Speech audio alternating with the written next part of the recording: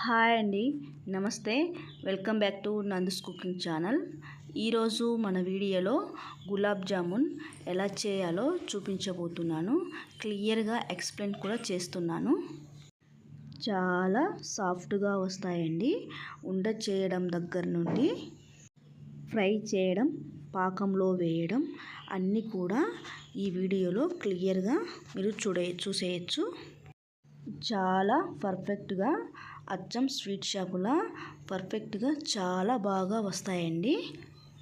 మీరు ఏ brand use చేసినా ఈ టెక్నిక్తో చేయండి, చాలా బాగా వస్తాయి. మరి లేట్ చేయకుండా ఈ గులాబ్ జామ్ని ఎలా రెడీ చేయాలో చూసేద్దాం. ముందుగా ఒక బౌల్ తీసుకొని ఇందులోకి గులాబ్ జామ్ పౌడర్ని యాడ్ చేయాలి. ఇందులోకి కాచి చల్లార్చిన వేడి పాలతోటి కొంచెం కొంచెంగా యాడ్ చేసుకొని పిండి ముద్దలాగా రెడీ చేసుకోవాలి. చపాతీ పిండిలాగా గట్టిగా కాకుండా వీడియోలో చూపిస్తున్న విధంగా సాఫ్ట్ ముద్దలాగా రెడీ చేసుకోవాలి. గట్టిగా ప్రెస్ చేసి కాకుండా సాఫ్ట్ ముద్దలాగా ఫింగర్స్తోనే కలుపుకోవాలి. నెక్స్ట్ ఒక బౌల్ తీసుకొని మూత పెట్టి పిండిని గాలి తగలకుండా కవర్ చేయాలి. 15 మినిట్స్ పక్కన ఉంచాలి. నెక్స్ట్ ప్రాసెస్ చూద్దాం. గులాబ్ జామున్లోకి చక్కెర పాకం, 1 కప్పు చక్కెర అయితే 3 కప్స్ వాటర్ యాడ్ చేయాలి. స్వీట్నెస్ ఎక్కువగా కావాలి అంటే 1/2 కప్పు షుగర్ని యాడ్ చేసుకోవచ్చు. నెక్స్ట్ నేను ఇలాచీ పౌడర్ని 2-3 మెత్తగా దంచుకొని ఇందులోకి యాడ్ చేశాను. చక్కెర పాకం అనేది షుగర్ కరిగేంత వరకు అడుగు అంటకుండా చిన్న మంట మీదనే మనం కలుపుతూ ఉండి మూత పెట్టి కవర్ చేయాలి. నెక్స్ట్ మనం ముందుగా కలిపి పెట్టుకున్న గులాబ్ జామున్ పిండిని మరోసారి వేళ్ళతో కలపాలి. వీడియోలో చూపిస్తున్న విధంగా పిండిని ఈ విధంగా కలుపుకుంటే చాలా బాగా సాఫ్ట్గా వస్తాయండి.